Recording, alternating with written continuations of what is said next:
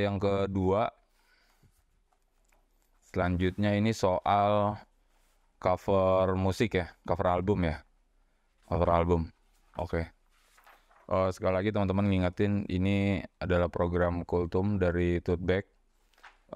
Rencananya memang ini untuk apa ya, pengembangan SDM di Tote Bag sendiri lah, tapi akhirnya tuh kayak nggak fair juga gitu, karena Tote Bag pernah mendesain sharing is caring gitu, artinya kayaknya ini ditaruh di YouTube aja gitu. Kebetulan kita udah ada beberapa edisi dari tahun sebelumnya, jadi silakan kalau cocok diikuti, kalau nggak cocok ya di dilewatin aja gitu. Soal cover album, iya emang semuanya kayak familiar gitu, tapi memang gua nggak benar-benar pernah ngerti atau cari tahu soal cover-cover yang diulas sama Warning Max edisi kapan nih? Coba lihat depannya. Edisi edisi edisi ketujuh ya. Kok nggak ada tanggalnya ya? Itu pokoknya musik visualization lah. Itu antara apa tuh, itu ada ya Joy Division, kalau tahu-taunya sih tahu gitu. Yang kayak gunung itu Joy Division, terus apa?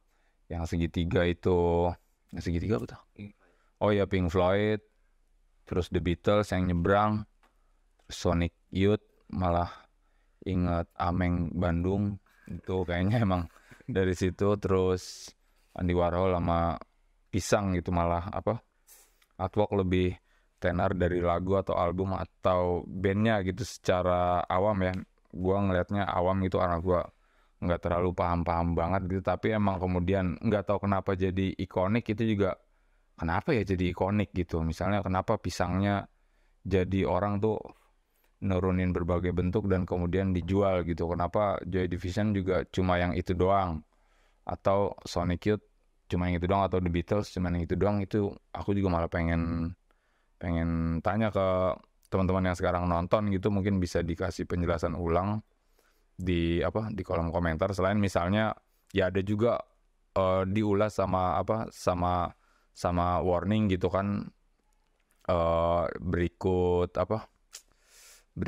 hal-hal yang terjadi di sekitarnya gitu, kayak The Beatles Abbey Road itu sampai orang rebutan plat nomornya misalnya, kayak gitu-gitu gitu. Terus ya juga baru tahu bahwa Pink Floyd itu adalah soal transisi manusia, misalnya dari yang polos kemudian jadi berkelompok berdasarkan warnanya misalnya, kayak gitu. Dan lain-lainnya, kalian bisa bisa ngulik sendiri atau bisa mention langsung ke teman-teman warning. Itu sih paling dari gue. Ya memang 5 band ini memang ikonik banget album covernya. Album covernya ikonik banget. Ya tapi uh, apa ya? Apa ya?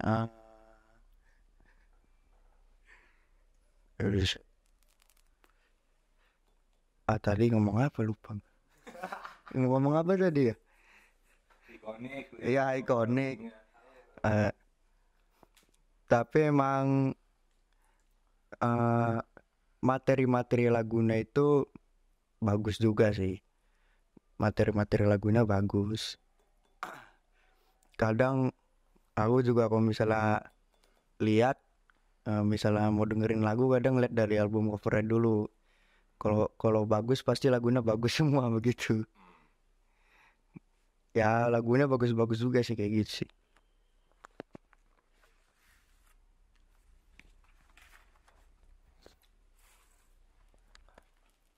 Gue masih nyambung dari Mas Kiki malahan. Oh, based on Joy Division, The Beatles, Velvet Underground, Pink Floyd, atau Sonic Youth ini dengan judul Beradu Unggul dengan Sampul. Jadi kayak seolah materi albumnya sama covernya gitu tuh, mereka malah ada sebuah kompetisi gitu dengan judul yang kayak gini tuh, malah antara karya dan cover seolah-olah malah dianggapnya berkompetisi gitu. Padahal satu melengkapi yang lain melengkapi yang satu gitu. Kalau dari aku sendiri sih lebih tadi mirip dengan Mas Kiki. Bagaimana sih 5 band ini dengan 5 ciri khasnya gitu dilihat oleh pengkarya atau pembuat covernya gitu, dan dia mampu untuk memproyeksikan cover album tersebut gitu.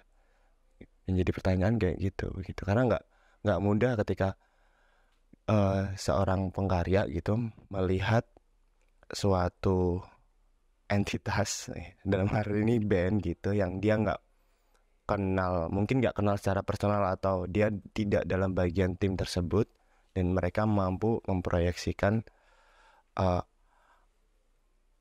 album mereka gitu. Kenapa pertanyaan kayak gitu? Karena jelas di sini dengan judul kayak gini berarti covernya lebih populer gitu. Berarti mereka malah melampaui albumnya itu sendiri gitu. Nah, gimana tuh mereka nguliknya gitu, proses kreatifnya itu yang menjadi itu sih ketertarikanku dalam baca salah satu ulasan Warning Max pada edisi ini gitu. Wih, mereka bisa ngelihat sisi-sisi yang mungkin nggak terlihat gitu.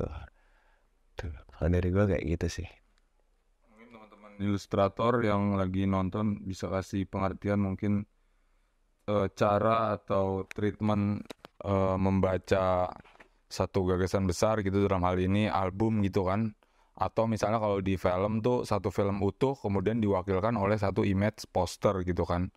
Itu tuh ada nggak sih trik-trik tersendiri gitu untuk bisa paling tidak menyampaikan satu gagasannya, mungkin yang kedua malah bisa memantulkan halnya lebih jauh, misalnya kayak judul artikel ini gitu kan, tampaknya kan seperti itu gitu, kayak dia ngasih pandangan yang lain soal satu gagasan dasarnya gitu, idenya gitu dari kumpulan lagu-lagu satu album itu kemudian jadi cover yang ikonik malah gitu.